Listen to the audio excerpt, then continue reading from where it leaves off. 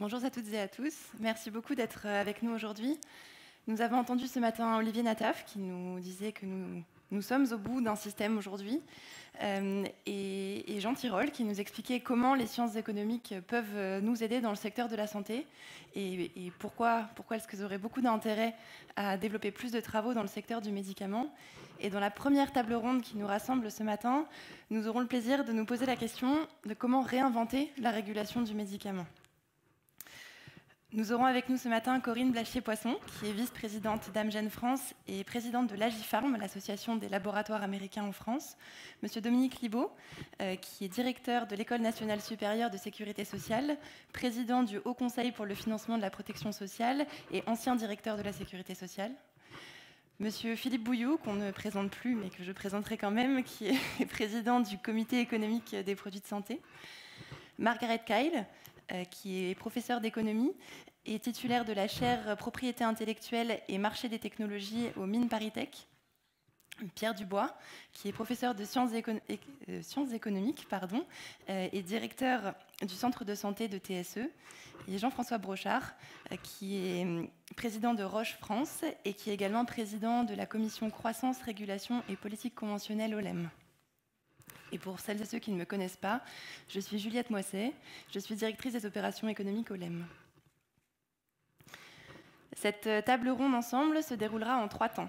Nous aurons un premier temps avec un tour de parole où chacun pourra exprimer sa position, un deuxième temps de débat entre nous pour essayer de trouver des solutions et un troisième temps où nous vous ouvrirons la parole pour prendre quelques questions. Dans un premier temps, pendant ce tour de parole, je vais vous donner le défi de nous résumer votre position en 2 minutes maximum sur le sujet que je vais vous introduire tout de suite. Et vous aurez la parole pour vous seul et nous aurons l'occasion de débattre ensuite. À mon sens, nous sommes aujourd'hui face à un paradoxe. Ce paradoxe, c'est celui que le médicament est financé majoritairement par l'assurance maladie, par des fonds publics, et que donc il est nécessaire de réguler son chiffre d'affaires, les fonds publics n'étant pas extensibles. Mais dans le même temps, on a un réel besoin d'attractivité, un besoin d'attractivité économique, de réindustrialisation de la France, mais aussi un besoin d'attractivité pour le progrès thérapeutique et le besoin d'attirer l'innovation thérapeutique en France. Madame Blachier-Poisson, quelle est votre vision sur le sujet de ce paradoxe entre régulation et attractivité ? Alors, je pense que le paradoxe, comme vous l'avez dit, me paraît un bon terme qui se comprend vite. La régulation économique des comptes publics cherche à maintenir les dépenses dans une enveloppe qui est fixée chaque année suivant un contexte d'équilibre des comptes et ne tient pas du tout compte en fait, de l'arrivée des innovations. Donc les stratégies, en fait, les médicaments qui arrivent aujourd'hui au remboursement sont des médicaments pour lesquels les investissements ont été décidés il y a plus de 10 ans, même 20 ans.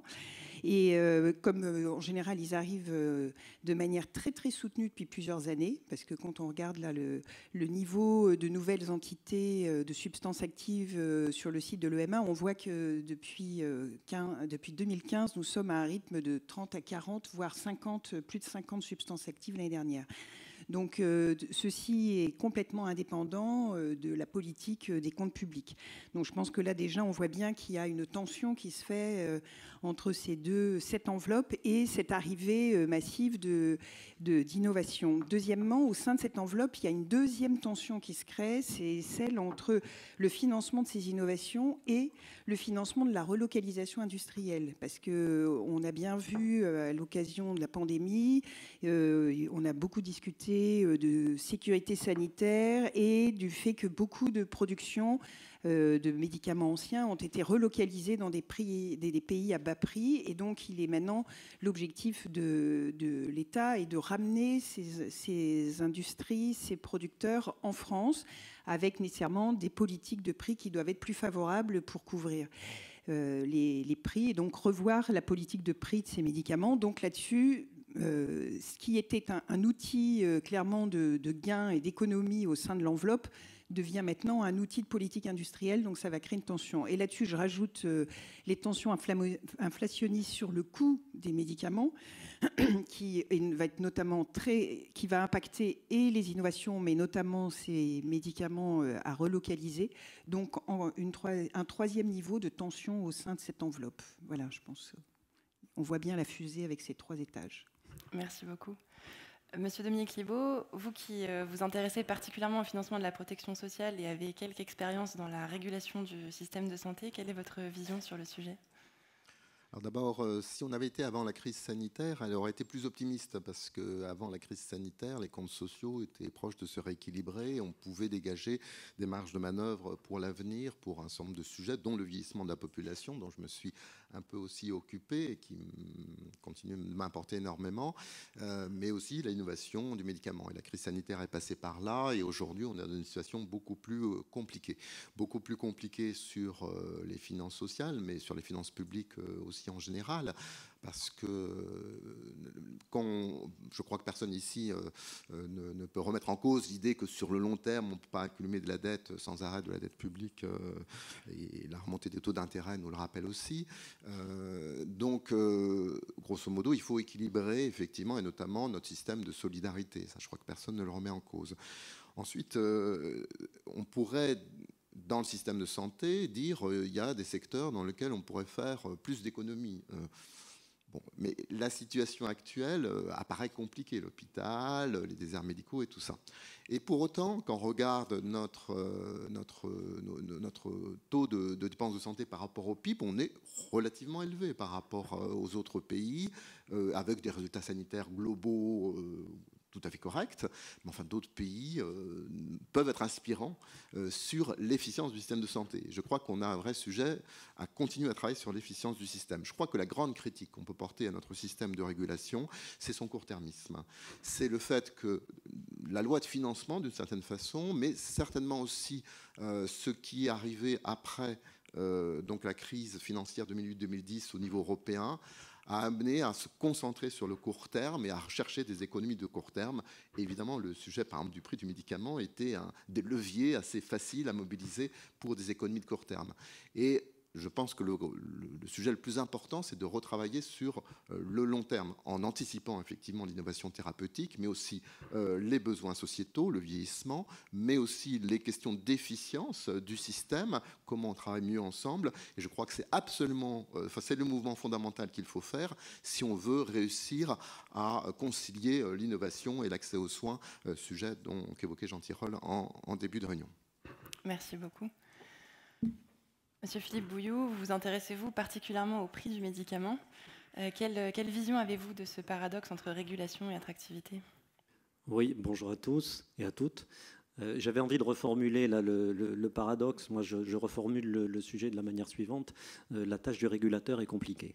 Et si c'est ça le thème, je suis parfaitement d'accord avec ce thème-là. Et du coup, effectivement, ça nous incite plutôt à élargir le débat et pas à être cantonné sur la régulation et la façon de réguler en soi. Donc, élargir, oui. Régulation et attractivité, je crois que c'était le thème, oui. Je pense qu'il faut en réalité même élargir davantage. Au-delà de l'attractivité, on a, ça a été indiqué, d'autres problématiques, mais je vais aussi les formuler un peu différemment. On veut réguler, mais pas au détriment de l'innovation. On ne voudrait pas non plus que ce soit au détriment de la disponibilité des produits essentiels. Et on voudrait que cela ne soit pas au détriment des entreprises qui peuvent contribuer à une sécurité d'approvisionnement, notamment par leur localisation, leur implantation industrielle. Donc oui, il faut certainement aller dans ces directions-là, ainsi que dans la direction d'une vision de long terme et de pluriannualité. Le challenge et la difficulté, c'est le terme que j'employais, c'est une difficulté opérationnelle. D'abord, quand on veut multiplier les objectifs avec un seul outil, enfin, si on n'avait qu'un seul outil, mais quand on se tourne vers le régulateur, il a un seul outil. Donc un seul outil, le prix, pour intégrer ces différents objectifs, normalement c'est quelque chose que les économistes n'aiment pas trop. Et ensuite, toujours de manière opérationnelle, quand on élargit les objectifs, ça veut dire en gros qu'on réduit l'assiette sur laquelle on pratique de la régulation. Et si l'histoire était simple auparavant, enfin la logique c'était on va faire de la régulation sur des produits anciens et ça va permettre de financer les produits nouveaux, innovants, onéreux. Mais aujourd'hui, voilà, quel est le périmètre si on veut aussi préserver, comme je l'indiquais, d'autres objectifs. Voilà. Et Ce défi est encore plus compliqué, alors en période de crise sanitaire, comme le disait Dominique, mais également quand on est dans une situation où l'écart entre la croissance tendancielle et puis la croissance souhaitée des dépenses est plutôt en train de s'accroître. Donc voilà les défis dont je pense qu'on va pouvoir parler, et ça milite certainement pour élargir encore le débat et pas simplement évoquer la régulation. Merci beaucoup. Nous avons une tâche difficile pour le débat qui nous occupera ensuite, et j'espère que nous élaborerons ensemble des pistes de solutions, d'autant que nous accueillons 2 économistes sur notre panel. Madame Margaret Kyle, vous êtes la première économiste à vous exprimer. Vous vous êtes récemment intéressée au sujet de l'innovation et aux signaux que les marchés peuvent renvoyer à l'innovation. Quelle est votre vision du coup de notre problématique ? Merci beaucoup et excusez-moi pour mon niveau de français, même si je suis en France depuis un bon moment maintenant, j'ai toujours un peu mal à exprimer en français. Donc, pour moi, c'est très important, bien sûr, on a des limites, on a une enveloppe fixée, fermée, etc. Mais quand même, il faut lier les profits à la valeur de l'innovation. Et malheureusement, on voit souvent que dès qu'il y a un médicament très important qui arrive sur le marché, il y a beaucoup de résistance par des fois les gouvernements, des fois aux États-Unis, c'est les assureurs qui ne veulent pas payer au moment de l'arrivée sur le marché. Et bien sûr, comme on a déjà entendu, les coûts, les investissements, c'est déjà payé par l'entreprise, etc.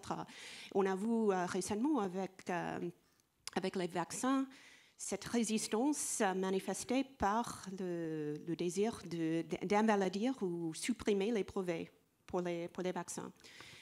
Donc, c'est comme on a déjà entendu, un problème de trop de focus sur le court terme et pas le long terme.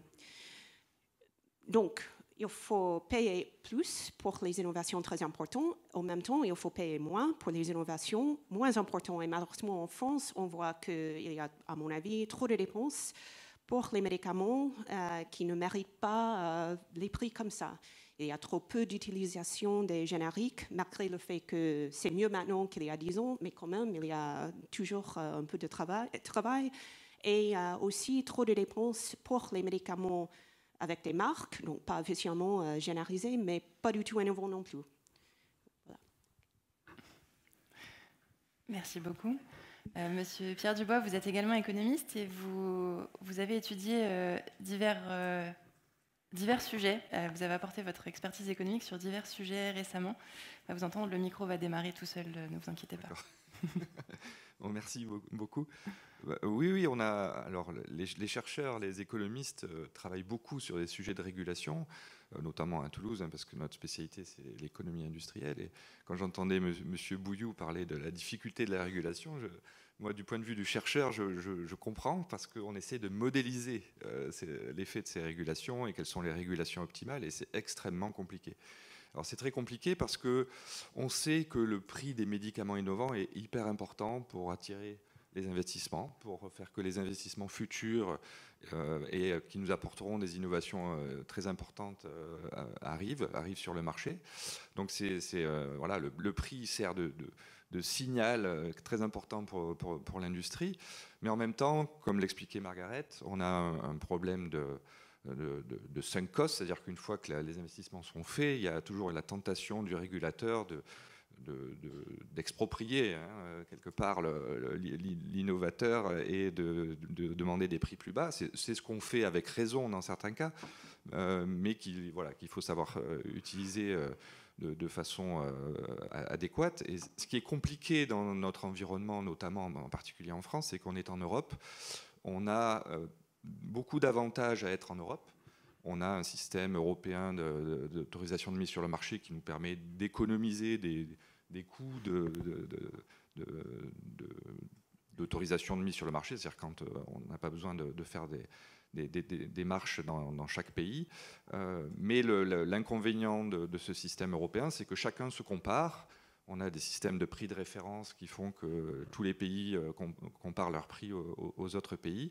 Et dans cet environnement international, en plus, on a aussi du commerce parallèle de médicaments. Dans cet environnement international, c'est encore plus compliqué d'avoir une régulation optimale des prix. C'est-à-dire savoir quel est le bon prix que le gouvernement français doit, ou que l'assurance sociale doit payer pour à la fois attirer l'innovation, en même temps tenir compte du fait qu'il va y avoir du commerce parallèle en Europe. Ça devient mission impossible. Et donc ce qu'on essaie nous de faire en tant que chercheurs, c'est de trouver des solutions. Alors on n'a pas de solution miracle, mais je crois qu'il faut aller vers des modèles innovants de remboursement, des méthodes de remboursement qui soient un peu plus innovantes, avec des tarifs binômes, des avances sur... c'est ce qu'on essaie de faire par exemple sur le marché des antibiotiques, parce que sinon on n'a pas de solution idéale pour avoir un prix national qui va attirer l'innovation et qui va éviter tous les effets pervers des systèmes de prix de référence, des problèmes de commerce parallèle.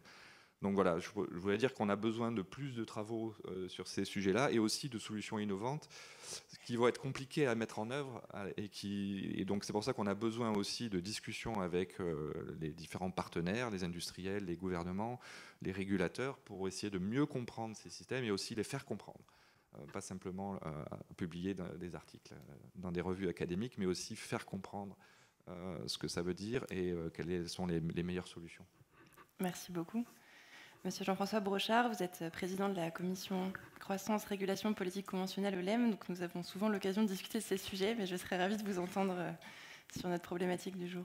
Oui, merci Juliette. D'habitude on se tutoie, hein, mais j'apprécie le vouvoiement en public. Merci Juliette. Au départ, si tu me permets de te tutoyer, d'abord beaucoup de choses ont été dites, alors je me dis il va falloir quand même essayer de rajouter quelque chose de valeur, donc je vais être obligé de me creuser la tête. Il y a beaucoup de choses qui ont été dites qui sont, sur lesquelles je suis d'accord et qui à mon avis permettent un bon débat qui était appelé de ses voeux par Jean Tirole. Je pense qu'on parle de paradoxe, attractivité, régulation.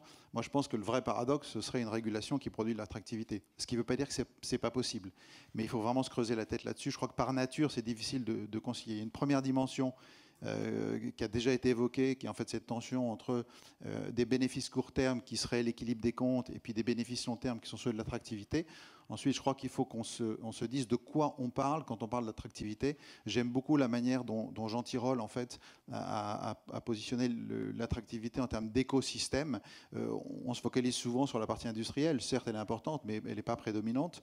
Il me semble qu'il y a d'autres éléments de l'attractivité, notamment sur un écosystème d'employabilité académique, d'attractivité des talents, de l'économie de la connaissance, qui me paraît largement aussi important, voire plus. Donc en fait, il y a cette tension. Donc une fois qu'on a dit ça, en fait, il faut essayer moi, je vais faire poser la question un peu à la manière de Philippe Bouilloum avec mes mots, c'est en fait comment on régule sans insulter l'avenir. Ça, c'est OK. Une fois qu'on a dit ça, maintenant, qu'est-ce qu'on fait ? Je crois que c'est facile à dire, évidemment. C'est peut-être faire évoluer, mais ça a été dit aussi, faire évoluer en fait nos critères avec lesquels on régule, dans les modalités et dans le niveau de la régulation. Et essayer le plus possible de faire converger ces bénéfices court terme avec ces bénéfices d'attractivité. Et moi, j'aime bien l'idée de revenir en tant que critère, sur la notion en fait de résultat, d'outcome, comme disent les Anglais. Je trouve que c'est vraiment un très bon mot, d'outcome en termes de santé. Et en général, quand on commence à regarder les outcomes, on voit que là, on peut faire converger plus facilement, en tout cas, le court terme et le long terme. En termes de solutions, parce que c'est bien d'évoquer ces choses générales, je suis conscient du temps aussi, hein, Juliette. Bien. Il me semble qu'il y a je vois deux éléments catalyseurs en fait, de cette convergence entre le court terme et le long terme. Le premier, c'est la question de la gouvernance, c'est-à-dire en fait comment on prend ces décisions. Et je crois qu'aujourd'hui, on ne peut pas continuer à siloter ces décisions. À un moment, il faut un chef d'orchestre. Et aujourd'hui, ce chef d'orchestre n'existe pas. Donc comment on fait pour avoir un chef d'orchestre ? Ça, c'est la première notion. Et la deuxième notion, c'est finalement créer aussi des systèmes qui permettent de prendre des décisions sur la base des faits. tout à l'heure. Jean Tirole a évoqué en fait le manque d'économistes de la santé. Je crois qu'en compétences, mais aussi en système d'information, d'exploitation de données, de façon à baser en fait finalement les décisions court terme et long terme à l'épreuve des faits et pas uniquement des opinions. Et je crois que si on arrive à investir dans ces compétences et dans ces systèmes, on est beaucoup plus à même demain, avec la bonne gouvernance, finalement, d'arriver à concilier long terme et court terme. Je pense que la partie n'est pas perdue, mais effectivement, il y a une forme d'urgence maintenant pour faire converger ces deux objectifs. Merci beaucoup. À l'issue de ce premier tour de table, j'ai le sentiment qu'on se pose la bonne question et au bon moment. Et j'espère que notre débat, c'est une forme qu'on n'a pas l'habitude d'avoir, parce qu'on a des opinions très diverses aujourd'hui autour de la table, va permettre de faire émerger des pistes de solutions et des pistes de réflexion pour l'avenir. J'en profite pour vous rappeler que via le QR code, vous pouvez nous transmettre des questions via un chat qui nous seront ensuite transmises en fin de table ronde. Et je vous propose d'ouvrir notre débat à présent en regardant les outils de la régulation tels que nous les avons aujourd'hui et en se posant la question de ce qu'il faut en faire finalement au vu des différentes problématiques que vous venez de nous exposer. J'identifie pour ma part 4 leviers de régulation aujourd'hui, 4 leviers qui sont historiques et qui sont chaque année maniés par les lois de financement de la sécurité sociale. Le premier étant les baisses de prix, le deuxième les remises, qui font que l'assurance maladie paye pour un médicament un prix qui est inférieur à celui qui est inscrit officiellement sur la boîte du médicament. La clause de sauvegarde, qui est un mécanisme qui vient réguler le chiffre d'affaires, la croissance de l'ensemble de l'industrie en France. Et puis la maîtrise médicalisée, qui est un outil de pertinence des soins et qui vient influer sur les comportements de prescription des médecins. Ces outils historiques, je voudrais qu'on se pose maintenant la question de savoir s'ils sont à la hauteur des enjeux que vous venez de nous développer. Est-ce qu'il faut les maintenir? Est-ce qu'il faut les modifier? Ou est-ce qu'il faut en chercher de nouveaux? J'ai le sentiment qu'il va falloir en chercher de nouveaux de toute façon. Et j'aimerais vous entendre, Philippe Bouilloux, sur ce sujet. Bien, moi j'ai un rôle facile aujourd'hui, je suis l'avocat du diable. Je crois qu'il va y avoir un consensus sur la critique, le fait qu'il faut faire mieux, etc. Bon, tout est évidemment perfectible, sans même parler de faire table rase de l'existant, mais tout est perfectible. Mais du coup, je voudrais revenir un petit peu sur ce que nous faisons en pratique et ce qui marche ou ce qui ne marche pas. Dans ces outils que vous venez d'évoquer. Bon, le premier levier pour la régulation, c'est évidemment les baisses de prix. Bon, les baisses de prix, d'abord, que des choses soient claires, j'assume, c'est normal et c'est légitime. Bon, on a évoqué le fait qu'en pratique, c'est ce qui permet de financer ce qui doit permettre de financer l'innovation en faisant baisser les prix des médicaments plus anciens. Mais sur le principe, c'est pas parce qu'on est dans une économie administrée avec des prix administrés qu'on ne doit pas avoir des baisses de prix en parallèle du développement de la concurrence. Donc il est normal qu'on baisse les prix et on le fait en France d'une manière qui relève, ça ne va pas plaire à tout le monde, mais du sur-mesure. Enfin, du sur-mesure dans le sens où, produit par produit, c'est une négociation. Donc la façon dont cela se passe, je pense que c'est familier pour la plupart d'entre vous. Donc on a un montant à réaliser qui nous est donné par la loi de financement de la sécurité sociale. Le CEPS identifie un certain nombre de classes thérapeutiques sur lesquelles pourront porter les baisses de l'exercice en cours. On reviendra sur les débats de pluriannualité, notamment au regard de l'ancienneté, du moment où a eu lieu la dernière révision tarifaire, etc. Et ensuite, il y a ce volet de négociation entre le CEPS et les entreprises qui doit permettre en particulier de traiter des situations spécifiques à tel ou tel produit et de nous expliquer pourquoi il faut faire autrement ou pas avec la même ampleur, etc. Et globalement, ça marche. Je prends des tomates peut-être, mais globalement, ça marche. Je ne dis pas que c'est agréable, mais c'est un exercice qui fonctionne. Alors, Je ne vais pas aller trop loin dans la langue de bois non plus. On peut tous faire des réserves là-dessus, moi y compris. Je dis ça marche. Bon, à l'heure actuelle, ici, je pense qu'il n'y a que des laboratoires pharmaceutiques. Aujourd'hui, ça ne marche pas dans le cas du dispositif médical. Enfin, on n'y arrive pas. Exercice après exercice, on a des blocages, on n'arrive pas à tenir les objectifs. Deuxième réserve, ça marche tant que le montant global permet que ça marche. C'est-à-dire qu'il est globalement acceptable comme un montant global. La troisième réserve, c'est ce que j'avais évoqué, c'est qu'on voit vite les limites d'un exercice qui est essentiellement un exercice annuel. Voilà.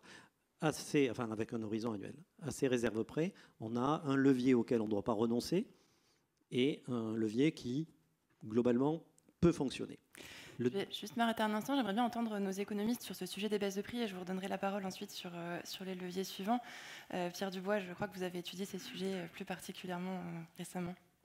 Oui, alors oui. Oui, il y a des arbitrages à faire, hein, donc c'est normal que le régulateur utilise son pouvoir de négociation. Donc, il y a beaucoup d'avantages. Alors, nous, on a travaillé sur divers sujets, mais je vais prendre un exemple qui n'est pas français. Mais par exemple, si je prends l'accès aux médicaments dans les pays les plus pauvres, on a montré qu'il était vraiment bénéfique pour ces pays-là d'avoir un régulateur centralisé qui permettait d'avoir une négociation de prix, et comme on le fait en France, d'avoir des prix plus accessibles. Et on comprend bien que dans les pays en développement, c'est très important.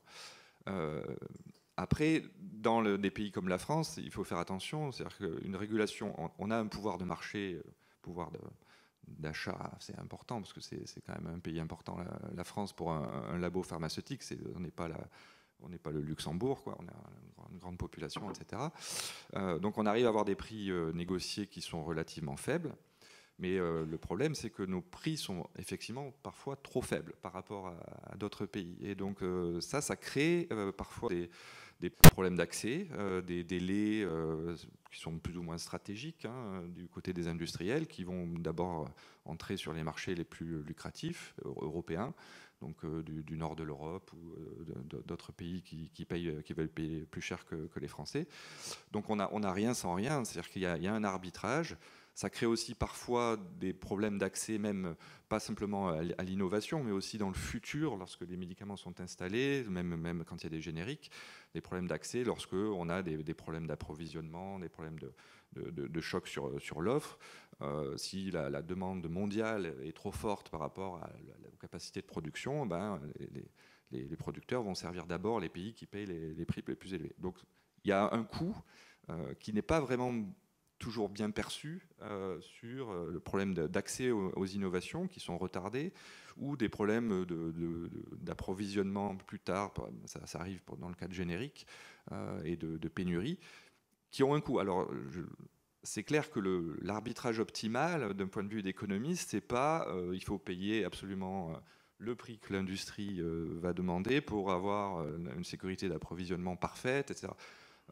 On peut pouvoir accepter parfois des délais d'approvisionnement ou des délais d'entrée parce qu'on ne veut pas dépenser plus qu'un certain budget de notre sécurité sociale dans le médicament. Mais voilà, il faut être conscient de ces arbitrages. Et ce qu'on a montré, nous, dans nos recherches, c'est que ces arbitrages ne sont pas forcément conscients et surtout ne sont pas uniformes. C'est-à-dire qu'il y a des classes de médicaments qui vont être implicitement plus favorisées que d'autres. Et je ne suis pas sûr que ça soit bien connu. Alors c'est difficile parce que c'est souvent des choses qu'on arrive à mesurer ex post.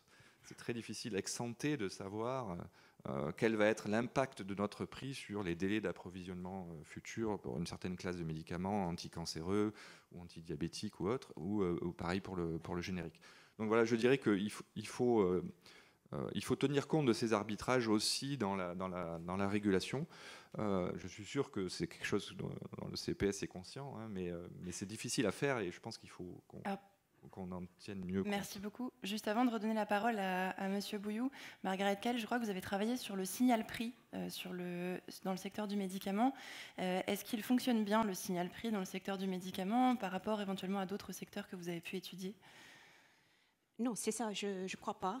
Donc, l'innovation n'est pas assez valorisée, ni en France, ni ailleurs. Donc, je ne constate pas que le système aux US est meilleur pour récompenser l'innovation non plus. Il y a beaucoup d'autres frictions pour établir le prix.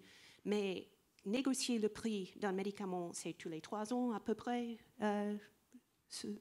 quelque chose comme ça. Ça, c'est pas comme dans les autres secteurs où le prix est capable de changer immédiatement en fonction de l'information ou en fonction de préférences, etc. Et c'est la réalité, bien sûr, mais le fait qu'il faut négocier chaque fois, ça veut dire que le prix ne bouge pas assez, même si on a beaucoup plus d'informations qui arrivent sur l'efficacité, sur les problèmes, etc. Monsieur Bouillou, je sens que vous avez très envie de répondre à nos économistes. Oui. Non, sur le premier point de Pierre Dubois,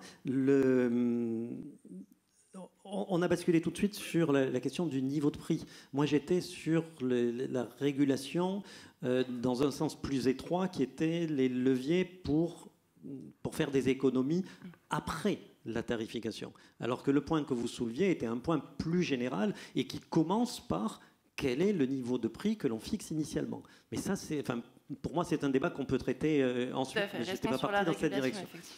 Ensuite, sur la question du signal de prix, bon, la présentation que vous venez de faire rapidement elle peut paraître paradoxale à beaucoup de monde. En dehors de cette salle, hein, je veux dire, dans cette salle, ça doit être... Là, sur le fait que l'innovation n'est pas assez rémunérée, on est dans une situation où on voit arriver des médicaments avec des revendications qui sont extrêmement élevées. Et d'ailleurs, c'est une forme de nouveauté pour nous, hein, en tant que régulateurs. C'est-à-dire qu'on avait des laboratoires qui venaient avec une demande de prix pour la France ou pour l'Europe. Maintenant, les produits innovants arrivent avec une revendication de prix qui est affichée et qui est la revendication d'un prix mondial, c'est-à-dire d'un prix qui largement nous vient des États-Unis, alors même que le système de santé est totalement différent et donc on ne peut pas avoir les mêmes raisonnements et aboutir aux mêmes résultats sur le niveau du prix.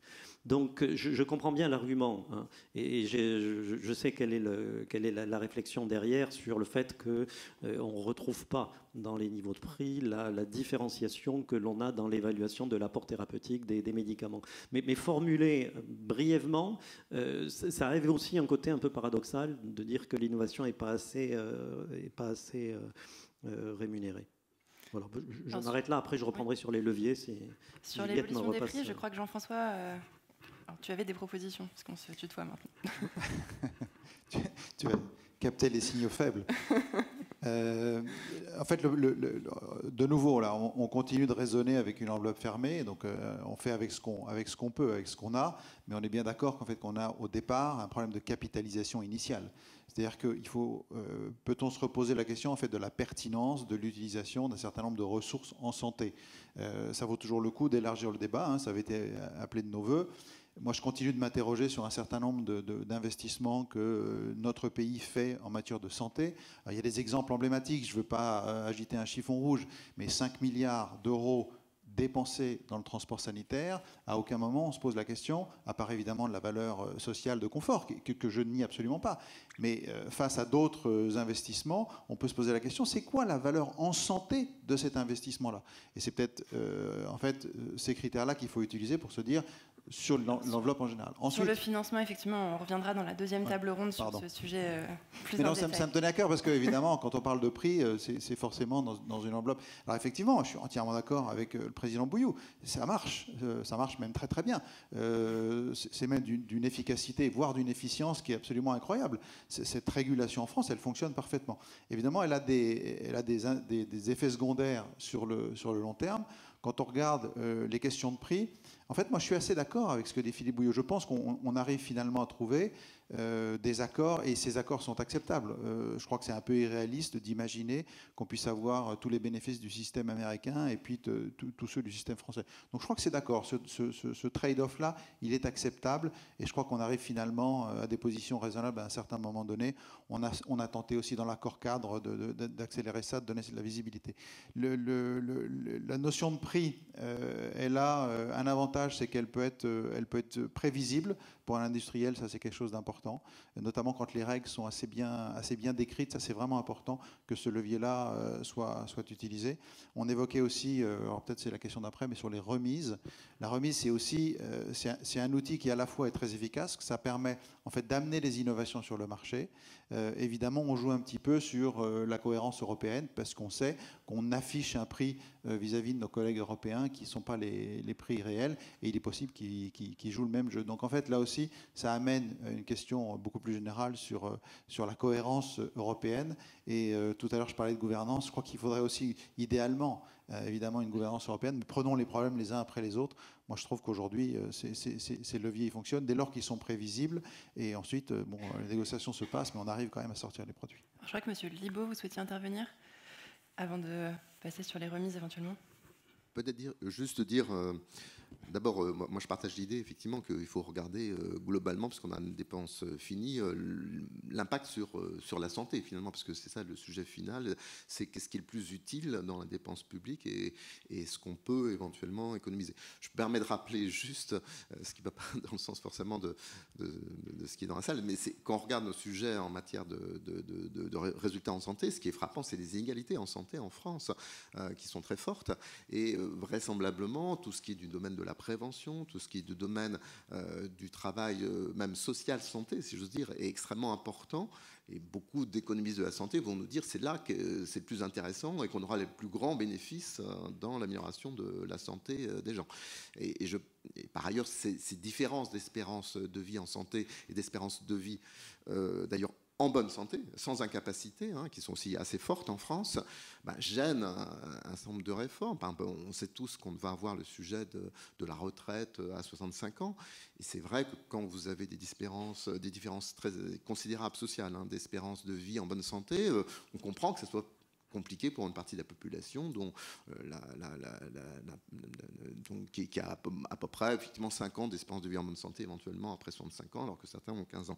Bon, donc voilà, c'est des sujets vraiment qui me semblent extrêmement importants. Sur la régulation du médicament proprement dit, je suis d'accord avec Philippe Bouillou, il ne faut pas jeter le bébé avec l'eau du bain. Et moi, je fais référence par exemple à des discussions que j'ai eues avec les autorités chinoises il y a une dizaine d'années, qui regardaient avec beaucoup d'intérêt le système français, et qui sont d'ailleurs un petit peu inspirés dans leur vision effectivement de politique des prix sur le marché chinois. Donc, il ne faut pas jeter le bébé avec l'eau du bain. Moi, je pense qu'il y a quelques progrès qui peuvent être faits néanmoins. D'abord, que les acteurs du médicament peut-être travaillent quelquefois plus ensemble. Moi, j'étais frappé quand j'étais directeur de la sécurité sociale. Alors, je réunissais de temps en temps le président de la HS, le président de CEPS, le directeur de la CNAM et tout ça, pour parler médicaments et avoir un dialogue commun. Eh bien, ce n'était pas si fréquent que ça, que les acteurs de la chaîne du médicament se parlent ensemble et une vision prospective. Donc ça, je pense que c'est important. Deuxièmement, il faut aussi que le médicament soit relié aux autres éléments de régulation. On sait tous qu'on, par exemple, on n'a pas réussi globalement, par exemple sur l'hépatite C, à tirer le profit de l'impact de ce qui se passait sur le médicament sur le reste de la dépense. Et on a des systèmes de régulation qui sont un peu les uns à côté des autres. Et c'est certain que l'hôpital, s'il n'est qu'avec la T2A, et je simplifie beaucoup parce qu'il n'est pas qu'avec la T2A, mais c'est certain qu'effectivement, comment on tire le parti d'une innovation thérapeutique qui éventuellement peut faire qu'il y a moins de personnes hospitalisées, etc. etc. Donc ça, c'est des sujets qui sont devant nous. Il y a les articles 51 et certains articles donc sur prescripteurs-payeurs, par exemple, peuvent être intéressants pour travailler sur ces données. On a aussi à travailler sur des options de financement au sein des acteurs, par exemple sur les PAD. Alors, moi qui travaille sur le grand âge, je peux vous assurer qu'il y a quand même des sujets sur la consommation de médicaments et que des EHPAD ont travaillé énormément sur les alternatives donc, non médicamenteuses, anxiolytiques, etc. Et ont des succès. La HS a documenté tout ça. Donc, on a des possibilités. Et donc, par exemple, si on travaille sur le budget global, sur la responsabilisation des établissements, c'est intéressant. Donc, je pense qu'on a effectivement d'autres leviers. Et je terminerai juste en disant aussi, il y a peut-être un paramètre qu'il faut aussi qu'on incorpore demain dans la régulation, c'est le paramètre, enfin me semble-t-il, ça c'est pour poser la question, parce que environnemental, c'est écologique, on a aussi un impact donc environnemental très fort de ce cycle du médicament. Comment demain nos systèmes de régulation prennent en compte cet impact Je sais que des laboratoires ici présents réfléchissent à ces questions, mais je pense que c'est un sujet quand même qui nous attend quand on voit, alors moi j'ai une étude du Shift Project, etc., mais enfin qui montre l'importance du cycle du médicament, et c'est pas totalement sans rapport avec les sujets de production industrielle. Bon, et comment on utilise ces éléments, le prix, les remises, ou la façon dont se rémunéraient aussi les distributeurs, que ce soit les grossistes ou les pharmaciens. On a vu combien ça a été important pour le générique, donc c'est aussi des éléments sur lesquels on peut, le cas échéant, jouer. Merci beaucoup. J'entends beaucoup de propositions qui font écho à des choses que nous discutons et que nous portons régulièrement dans le secteur du médicament. J'entends cette nécessité d'avoir une vision collective du régulateur et un chef d'orchestre de la politique du médicament. Et je pense que certains autour de la table voudront en parler aussi. Cette nécessité d'avoir une vision prospective qui permet au chef d'orchestre de prendre ses décisions, et cette idée d'être capable de voir l'avenir, d'avoir un horizon scanning intéressant pour savoir quelles sont les prochaines innovations, c'est quelque chose que l'on porte également aussi.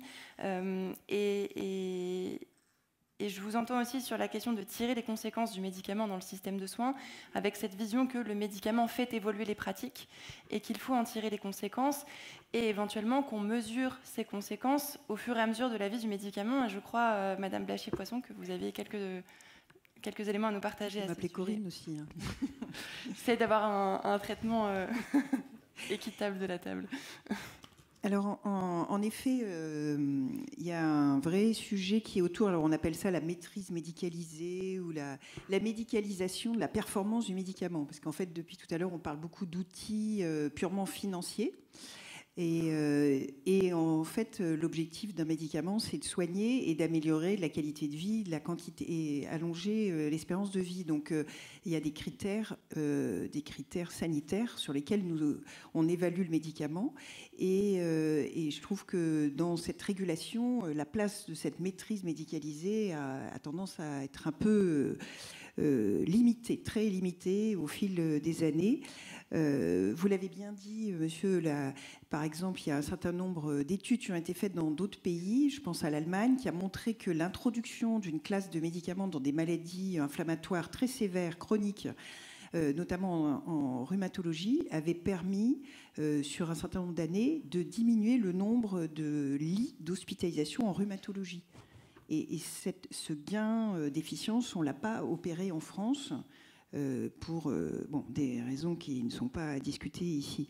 Alors donc la question de la maîtrise médicalisée, elle est chaque année, on la voit un peu au sein des rapports de la CNAM, avec des objectifs assez limités financièrement par rapport à l'ensemble de la régulation du médicament, enfin en tout cas ce qui concerne la maîtrise médicalisée du médicament, et on ne peut pas dire qu'elle fasse l'objet d'un suivi extrêmement précis et d'une confrontation en fin d'année des résultats à l'ambition.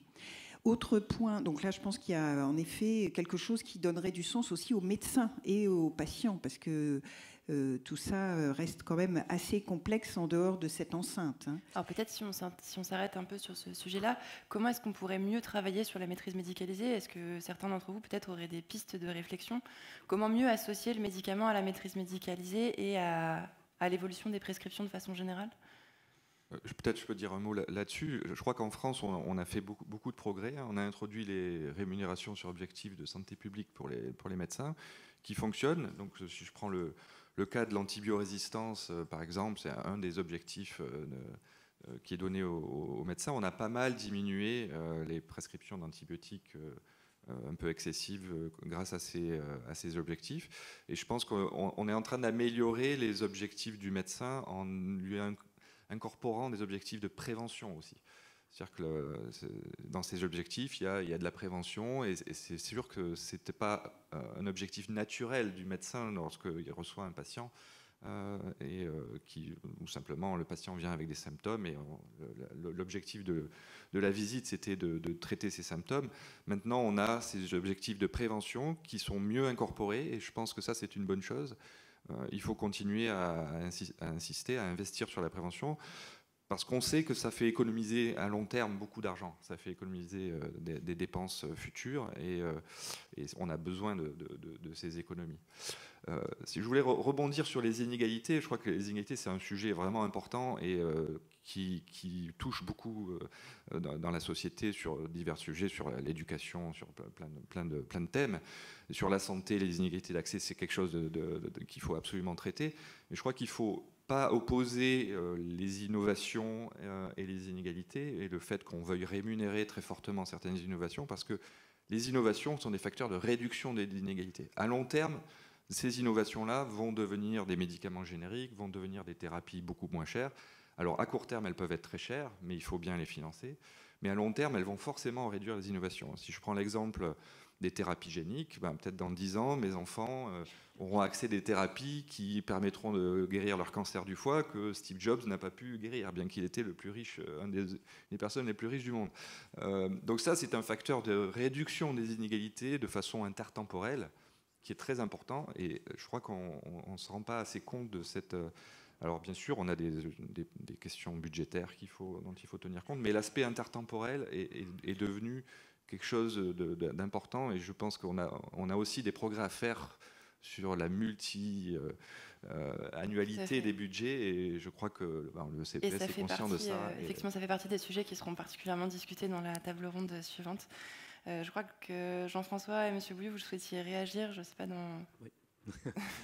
Moi, je voudrais revenir une minute sur la régulation à proprement parler, et notamment parce que j'ai des questions ou j'ai des sujets sur lesquels j'aimerais bien avoir l'appui ou les avis d'économistes. Alors, sur le premier point, c'était tout à l'heure quand Margaret m'a posé une question, j'étais assez embarrassé. Elle m'a demandé, mais vous baissez les prix ou vous négociez tous les combien ? Alors j'ai un peu hésité parce qu'en général, quand on me pose la question, si je dis on peut baisser les prix 2 ans après, on me dit de manière horrifiée, mais vous n'y pensez pas à comment on peut fonctionner, nous, industriels, si on n'a pas plus de visibilité et de prévisibilité. Donc j'ai été un peu prudent, j'ai dit plus ou moins 3 ans, et je ne m'attendais pas à avoir en retour la remarque, c'est pas assez fréquent. Il faut que les prix puissent bouger plus fréquemment. Alors, je comprends bien que derrière, il doit y avoir l'idée de l'utilisation des données en vie réelle, etc. Ça, je le comprends. Mais la question de la fréquence de la régulation, en fait, c'est un peu à rebours de ce que l'on nous demande, puisque la demande que nous avons de la part de la plupart des industriels, et qui est recevable, c'est « donnez-nous de la visibilité ».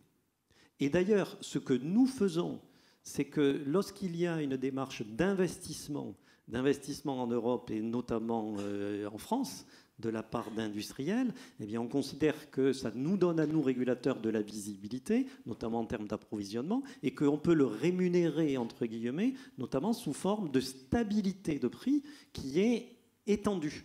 Donc dans ce cas-là, voilà, donc il peut y avoir 2 objectifs, et je ne sais pas d'un point de vue économique, est-ce que l'efficacité c'est de bouger les prix plus souvent, ou est-ce que la vision de long terme c'est de stabiliser les prix pour une durée plus longue, et de ce point de vue, il y avait d'ailleurs la question sur les sunk costs pour le développement d'un médicament. C'était ma première question. Après, j'en aurai une deuxième, mais Juliette va me dire si je peux aborder ou pas ce sujet-là, qui était lié à un autre levier de la régulation qu'on a juste évoqué, qui est la clause de sauvegarde.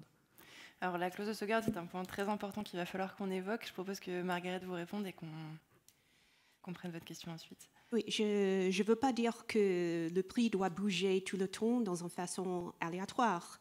Le prix doit changer quand on a plus d'informations sur l'efficacité. Et on peut avoir, avec les bases de données énormes maintenant, on peut avoir beaucoup plus d'informations, beaucoup plus souvent que 3 ans, que tous les 3 ans. Donc, je pense pour les laboratoires, quand même, ils ont l'habitude de gérer l'incertitude. C'est comme ça avec les essais cliniques, c'est comme ça avec le développement. Je pense qu'ils n'aiment pas, bien sûr, l'incertitude de comment c'est fixé le prix, ou si c'est baissé parce qu'on n'a pas assez d'argent cette année. Bien sûr, ils n'aiment pas ça, mais l'idée que le prix peut même monter si on a les données qui indiquent que oui, ça c'est vraiment très efficace, surtout quand c'est utilisé avec quelque chose d'autre, ou si le patient change un peu ses habitudes, ou quelque chose comme ça. Ça c'est très important à savoir, et il faut, encore une fois, récompenser l'innovation qui marche. et changer le prix, baisser le prix quand ça ne marche pas. Corinne souhaitait réagir et Jean-François, je ne t'oublie pas. Oui, merci beaucoup, Madame Keil, de soulever en fait un sujet sur lequel on a été très actif il y a plusieurs années dans l'industrie, puis auquel on a un peu renoncé, ce sont les contrats de performance. Comment lier notre prix dans le temps à la performance réelle du produit dans la vraie vie? Or, on a des informations imparfaites au moment de l'autorisation de mise sur le marché. Et la connaissance sur le médicament, elle va continuer à s'enrichir au fil des années. Et alors maintenant, en plus, avec tous les outils dont nous disposons, nous allons disposer de masses d'informations colossales et qui permettraient de mesurer cette performance dans le temps et de pouvoir mettre en place les contrats et ce suivi dont vous parlez. Est-ce que finalement l'efficacité vue dans les essais cliniques, observée dans les essais cliniques, s'observe bien dans la vraie vie? Est-ce que la tolérance est meilleure ou moins bonne? Est-ce qu'on arrive à justement remplir des objectifs de santé publique qui ont été discutés à l'avance? Et typiquement, je pense que ça, c'est aussi un outil sur lequel on a complètement désinvesti méthodologiquement et qui pourrait être vraiment intéressant et sur lequel les économistes peuvent nous aider. Merci beaucoup, Corinne. Alors, je suis consciente du temps parce qu'il nous reste une dizaine de minutes avant qu'on prenne les questions de notre auditoire. Je propose que sur cet appel à développer les contrats de performance, on passe à la clause de sauvegarde que M. Bouillou souhaitait aborder. Oui, je m'apprêtais déjà à basculer sur les contrats de performance, mais bon. Un mot de conclusion si vous souhaitez pour développer. Ah, puis j'aurais voulu dire un mot sur les remises quand même, parce que je suis pas d'accord. Je pense que je suis pas d'accord avec mes amis du LEM. Sur la clause de sauvegarde. Donc déjà, vous le savez tous, on parle de montants importants. C'est pas anecdotique. Il y a des années où ça se déclenche pas. Là, cette année, on parle de 750 millions, donc on est sur des montants qui sont tout à fait significatifs. La clause de sauvegarde par construction, c'est quelque chose qui doit agir comme un garde-fou si les baisses de prix n'ont pas suffi à atteindre les objectifs. Par ailleurs, c'est un outil législatif, donc il est instauré par la loi et puis ça ne se négocie pas. Et l'application derrière est assez mécanique. En gros, c'est un coup de rabot. C'est un coup de rabot et qui est réparti proportionnellement au chiffre d'affaires, donc ça ressemble à de la fiscalité. C'est une imposition sur le chiffre d'affaires quand ça se déclenche. Mais du coup, les débats que l'on rencontre quand ça se déclenche une année ou 2 années ou plus, je ne sais pas, avec des montants importants, sont des débats qui sont des débats habituels de la fiscalité. C'est-à-dire qu'on part avec une assiette large, on part avec un taux, ou un barème plus ou moins unique, c'est un peu plus compliqué, mais en gros une règle générale. Et puis tout de suite, on a 2 débats. Un, c'est les niches. Et 2, des niches au sens niche fiscale, et 2, est-ce qu'il ne faudrait pas cibler? Donc le débat sur les niches, en gros, c'est l'exemption. Qui il faut exonérer? On peut penser aux génériques, parce que les génériques, par nature, ils font déjà des économies. Donc venir les taxer, entre guillemets, au-delà, il y a une question de principe qui peut se poser. Il n'y a pas d'ailleurs que les génériques. Il y a d'autres médicaments qui contribuent à faire des économies, surtout quand on a une vision un peu plus large de ce qu'est le coût induit par telle ou telle stratégie thérapeutique. Ensuite, on peut se dire que quand on fait la clause de sauvegarde de manière indifférenciée, on va peut-être atteindre des entreprises ou des produits et des entreprises derrière qui ont de faibles marges, avec un risque pour l'approvisionnement. Donc on a une série de candidats pour des exemptions dans une logique de niche fiscale, entre guillemets, et ce n'est pas péjoratif. De l'autre côté, on a des secteurs ou des entreprises qui sont candidats à leur corps défendant pour du ciblage. Donc on peut se dire, si on a besoin de la clause de sauvegarde, c'est parce qu'il y a un dérapage. Donc regardons quels sont les responsables du dérapage, et c'est vers eux qu'il faut aller pour demander des économies supplémentaires. Donc ça, on peut le faire soit en désignant une classe, je ne dirais pas les coupables, mais les responsables du dérapage. Et il y a 2 ans, on a eu la question des immunothérapies. Bon. Ou alors, on peut ne pas vouloir rentrer dans ce jeu de désignation d'un responsable et dire simplement ceux qui peuvent contribuer sont ceux qui ont les résultats les plus dynamiques. Donc on prend les produits en croissance. Donc là, on est dans une logique de ciblage. Alors, je voudrais qu'on s'arrête peut-être sur cette logique de ciblage.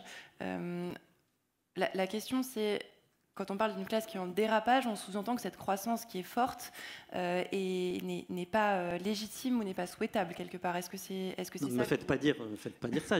Justement, la question que je voulais poser, c'était, on va avoir un trade-off, et qu'est-ce que cela veut dire en termes de signal ou en termes d'incitation? Si le signal, c'est quand vous êtes un bon produit, certes onéreux, mais un produit dont la première caractéristique est d'être un bon produit, et donc les volumes augmentent à un prix élevé, et donc oui, ça fait accroître la dépense, est-ce qu'il faut le rémunérer davantage, ou est-ce qu'il faut justement se dire il contribue au dérapage, donc plutôt que d'aller taxer, entre guillemets, des produits qui ont eu peu de croissance ou pas de croissance, c'est là qu'il faut cibler. Donc voilà le type de débat que l'on a. Il y a un autre débat... Non, je ne veux pas monopoliser la parole. Votre question sur les remises, parce que je crois que Jean-François souhaitait intervenir sur un sujet assez global ensuite. Sur les remises, alors oui, le premier point, c'est que j'ai un désaccord quand on parle, certes c'est un raccourci, mais quand on assimile remise à régulation. En France, par la loi, on négocie le prix en fonction de la valeur du médicament. Et la valeur du médicament, on la met dans le prix net. Donc on discute avec vous tous, après on a des discussions sur le coût de traitement journalier ou annuel en net. Et c'est là qu'on est censé trouver la valeur que l'on attribue collectivement au produit. Ensuite, conventionnellement, à travers l'accord cadre, on accorde un certain nombre d'avantages conventionnels qui peuvent se traduire par exemple par un list price, un prix facial qui lui est plus élevé. Et dans le dernier accord cadre, on a renforcé cela pour les produits innovants. Bon. Donc du point de vue du comité, c'était une forme de concession, c'était un avantage supplémentaire qui était attribué aux produits innovants. Mais quand on a une remise, c'est le prix facial moins le prix net, si on donne un avantage qui a de la valeur pour un laboratoire en lui permettant d'accroître son prix facial, on lui donne un avantage. Donc, quand derrière vous nous dites « Ah ben là, ça fait des remises beaucoup trop élevées, ça veut dire que la régulation est trop élevée ou que l'État prélève trop », non. On n'a pas changé la valeur que l'on a attribuée à un médicament à travers son prix net. Si on accroît le prix facial, il faut pas... Enfin, du point de vue du comité, mais je comprends l'autre point de vue, mais du point de vue du comité, on a donné un avantage, on n'a pas renforcé la régulation. Mais bon, je vois Eric qui ne veut pas opiner du chef, mais on a déjà eu cette discussion à de nombreuses reprises. Pardon, Eric. C'est une discussion qu'on a effectivement à de nombreuses reprises. Et cette question, les remises sont-elles de la régulation? C'est aussi une évolution qu'on a remarquée dans le dernier projet de loi de financement de la sécurité sociale, puisque formellement, et vous l'avez certainement tous remarqué, les remises sont sorties du tableau des économies pour arriver dans la dynamique du marché, dans la construction du projet de loi de financement de la sécurité sociale, ce qui nous donnait déjà cette idée du changement d'interprétation de ce qu'est la remise formellement. Jean-François, je t'ai fait beaucoup patienter et je te laisse le micro. Oui, pour réagir également, le premier point sur la clause de sauvegarde, alors certes c'est un outil hyper efficace, il a un énorme inconvénient, c'est son imprévisibilité évidemment. Je crois que l'invitation d'aller dans des niches, des exceptions, etc., est aussi un jeu assez dangereux. D'abord parce que ça produit beaucoup de complexité de gestion en tant que tel. Et ensuite, c'est quand même difficile de s'entendre sur un critère. Dire que les biosimilaires et les génériques font des économies, oui, c'est une chose, mais ils contribuent tout de même à l'utilisation de ressources publiques. Donc, pourquoi, ce serait quoi le critère fondamental pour qu'elles en soient exemptes? J'ai du mal à avoir le rationnel ici.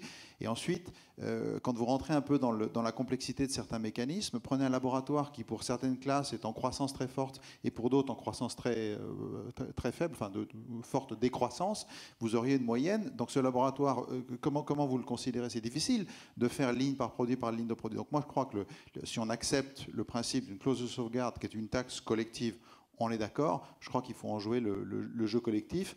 Tout à l'heure, on était un peu challengé sur le fait que parfois les industriels ont du mal à se mettre d'accord. Je crois que sur la clause de sauvegarde, sincèrement, si on joue le jeu des exceptions, je pense que ça va être très compliqué à gérer. Ça, c'est le premier point.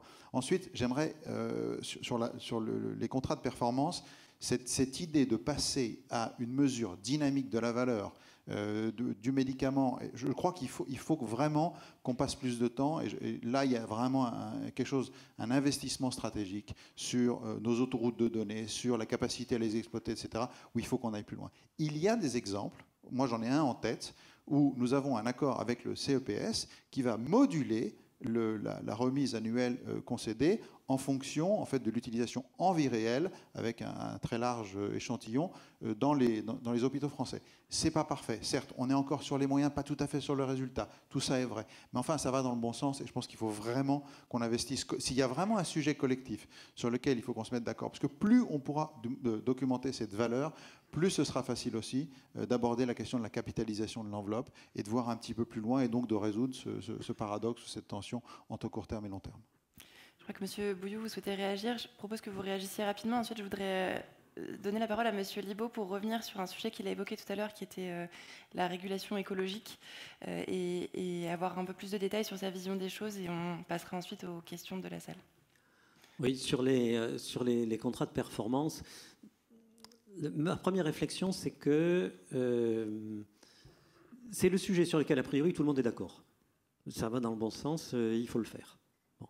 Puis après, dans le constat, c'est qu'on ne le fait pas souvent. Alors, il y a des cas où on le fait, mais on ne le fait pas souvent. Alors, pourquoi on ne le fait pas souvent si tout le monde est d'accord pour le faire? Alors, c'est vrai, maintenant, il y a des progrès en matière de données que l'on n'avait pas, mais c'est vrai aussi que l'historique ou l'expérience et la mémoire du CEPS, c'est des cas où on l'a fait et où ça n'a pas marché. C'est-à-dire ça n'a pas marché parce que les données n'arrivent pas. Donc, dans ce cas-là, on prend des taux par défaut parce qu'on n'a pas les données. Ou alors, ce sont les résultats qui ne sont pas au rendez-vous et dans ce cas-là, le comité réclame une correction et dans ce cas-là, tout ce que l'on récupère, c'est un contentieux. Donc voilà, on est d'accord sur le principe, l'expérience n'a pas été très heureuse. Ça ne veut pas dire qu'il ne faut pas essayer, on essaye de manière pragmatique. Donc il y a des cas où on peut le faire, et c'est un sujet qui a un regain d'actualité aujourd'hui, particulièrement quand on a des médicaments qui sont innovants, et avec très innovants, très onéreux, et avec une très grande incertitude. Donc pour ne pas les nommer, les thérapies géniques. Donc là, on se repose les questions, et on essaie de faire les choses proprement, en s'assurant par avance qu'on parle bien des mêmes choses dans le contrat, en s'assurant qu'on a bien défini ce qu'était un succès, un échec, un succès partiel, etc. Et pour cela, on va demander leur avis à des cliniciens, d'une part, pour bien définir les jalons, aux gens qui vont tenir les registres, d'autre part, pour savoir quelle est l'information que l'on va pouvoir obtenir. Donc on progresse. Mais ça reste quelque chose de très compliqué et parfois, de part et d'autre de la table de négociation, on finit par baisser les bras. On essaye, on continue, avec une question qui est, on ne parle pas forcément tous de la même chose. Donc en gros, il y a les deux approches traditionnelles, c'est voir pour payer ou payer pour voir. Hein, les expériences passées dans lesquelles on avait eu des difficultés, c'était on paye d'abord, au niveau des revendications de l'entreprise, et si les résultats ne sont pas au rendez-vous, on réclame une remise. On peut discuter aussi, et on le fait dans certains cas de contrats, où on part, compte tenu de l'incertitude, d'un ancrage relativement bas, et c'est si les résultats viennent confirmer ou amplifier les résultats cliniques qu'à ce moment-là, on pourra réfléchir à augmenter le prix. Donc on est ouvert. C'est compliqué. Il y a un historique qui n'est pas très favorable. Merci beaucoup. Alors, 30 secondes. 30 secondes, juste, je voulais rebondir sur les contrats de performance. Je pense qu'effectivement, les économistes sont aussi d'accord que c'est une très bonne chose. Mais sur la clause de sauvegarde, les économistes sont aussi d'accord que c'est une très mauvaise chose. Je pense qu'il y aurait très peu de modèles économiques qui nous diraient que c'est un peu comme les impôts de production, que c'est une bonne chose. Et si je pouvais, alors je sais que c'est assez tabou, mais si on pouvait au moins exempter les futurs contrats de performance de cette clause de sauvegarde, ça serait une bonne chose. Parce qu'évidemment, la clause de sauvegarde, ça va raboter aussi les incitations qu'on va donner au travers de ces contrats de performance. Enfin, dernier point, les contrats de performance, c'est bon aussi parce que ça permet d'éviter une surconsommation qui n'est pas légitime, ce dont on a toujours peur et qui justifie cette clause de sauvegarde. Lorsqu'on a trop dépensé, on va raboter. Oui, mais si on dépense trop à bon escient, ça c'est une bonne chose. Donc là, les contrats de performance vont être très bons pour ça, vont éviter aussi que l'industrie se fasse de la promotion à outrance de façon illégitime, hein, en essayant d'inciter les médecins à prescrire des médicaments qui ne sont pas très utiles. Si on rémunère simplement en fonction de la performance, on évitera ce genre d'effet pervers, et donc je pense qu'il faut aller dans cette direction. Merci beaucoup. Monsieur Libaud, vous évoquiez tout à l'heure le sujet de l'environnement et d'une régulation écologique. C'est vrai que la question environnementale, c'est une question qu'on aborde dans l'industrie, mais avec laquelle on fait rarement le lien avec la régulation. Et j'aimerais bien entendre votre vision du sujet. C'est moins une vision que des interrogations à ce stade, hein. Mais je crois que, enfin, vu l'urgence écologique, enfin, il est difficile quand on pense le financement de la protection sociale, et c'est un peu aussi une de mes missions, vous avez dit, je suis président du Haut Conseil du financement de la protection sociale, de ne pas s'interroger, ce financement qui quand même concerne un quart du PIB, est-ce qu'il ne doit pas, d'une certaine façon, prendre en compte ce sujet de l'environnement et de quelle façon? Enfin, je pense que la question peut être posée. Les dépenses de protection sociale, c'est à la fois certes des dépenses monétaires, de redistribution classiques, mais c'est aussi le financement de biens et services très importants pour la collectivité. Grosso modo, donc 80% de l'économie de la santé en France est financée donc par le système de sécurité sociale. Plus de 92% si on ajoute des complémentaires santé Séverine. Ok. Donc voilà. Donc est-ce que nous devons interroger nos leviers de financement vis-à-vis de l'hôpital, vis-à-vis des transports sanitaires, vis-à-vis des EHPAD, vis-à-vis du médicament, pour à travers ces leviers inciter à la prise en compte d'environnement. Bon, je trouve d'abord que c'est une question qui me semble totalement légitime et qui est assez peu abordée, je dois le dire, me semble-t-il, pour l'instant. Ensuite, deuxièmement, sur le médicament, est-ce que deux médicaments, un service médical rendu identiques, mais qui ont un impact environnemental hétérogène, différent, selon leur cycle de production, doit-il être pris en charge de la même façon par le système collectif? Voilà, c'est une question bête que je me permets de poser. Ou est-ce que effectivement nous devons, à travers nos systèmes de prise en charge, c'est-à-dire le prix, le taux de remboursement, la rémunération des distributeurs, inciter à service médical rendu identique, donc à une production plus respectueuse de l'environnement? Voilà.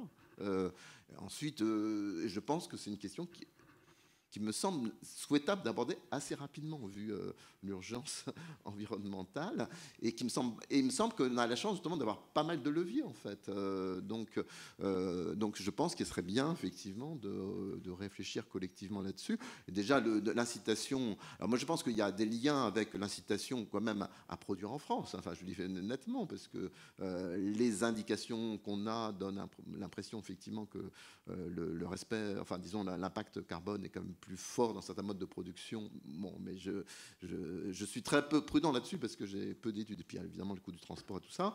Voilà, enfin, donc, mais je pense, et évidemment le sujet, je pense, le plus délicat, c'est de tracer, évidemment, c'est effectivement de tracer pour pouvoir ensuite de mesurer. Je pense que le premier sujet, c'est de savoir peut-on mesurer, et ensuite peut-on, et sans doute en commençant, encore une fois, par des choses peut-être, enfin, c'est simple, hein, encore une fois, sur encore une fois, le service médical rendu équivalent. Merci beaucoup pour cette présentation des choses. C'est vrai que c'est un lien qu'on fait rarement et ça rejoint les questions de la salle et une problématique qu'on posait tout à l'heure, c'est la problématique du travail ensemble, parce que finalement ces sujets environnementaux ne sont pas forcément traités même au sein de l'État par les mêmes interlocuteurs que ceux qui gèrent habituellement la politique du médicament. Et les questions, il y a beaucoup de questions dans la salle qui questionnent ce travail ensemble, cette gouvernance, cette question de stratégisation, de manque de visibilité du système de régulation qui donc n'intègre pas certains paramètres, dont ce paramètre environnemental dont vous parlez, et la question des outils et des acteurs qui pourraient faire cette mise en cohérence de la stratégie du médicament.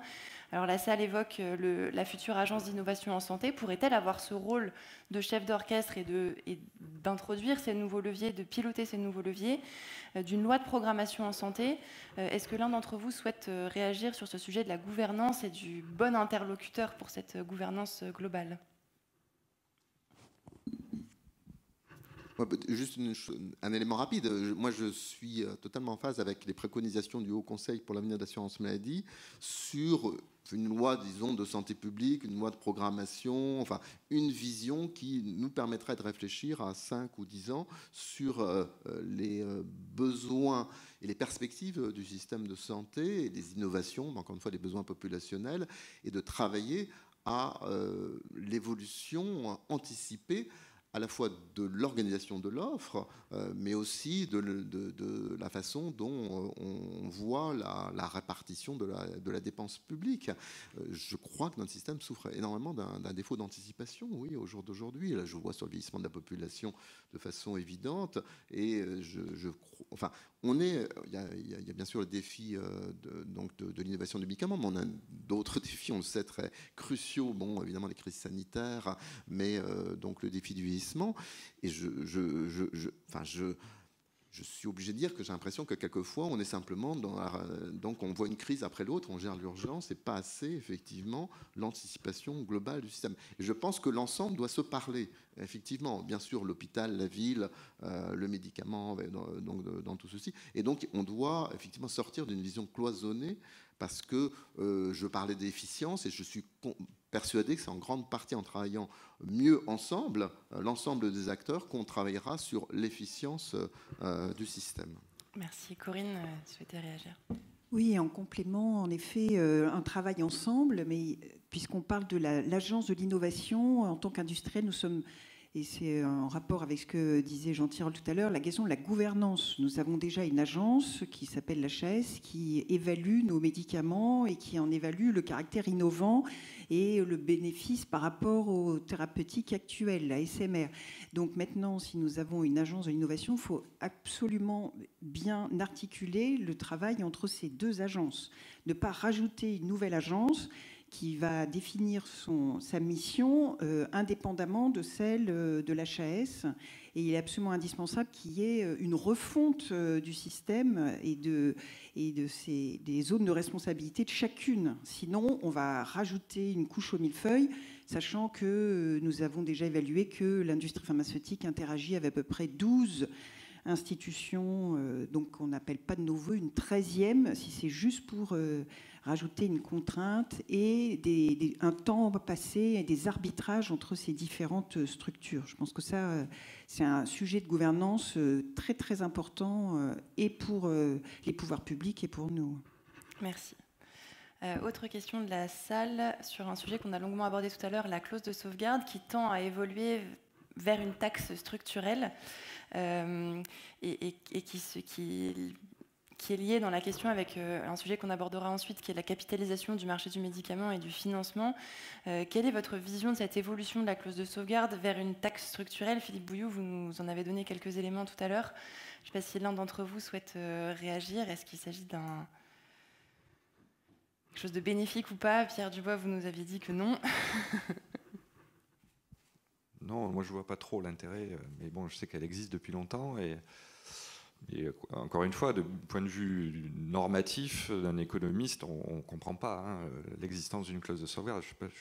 Je n'ai pas comparé avec les autres pays, mais je pense qu'on est assez unique là-dessus. Donc je préfère une meilleure régulation du prix, des contrats de performance, éventuellement des prix négociés ex ante qui seraient peut-être un peu plus faibles parce qu'il n'y aura pas de clause de sauvegarde.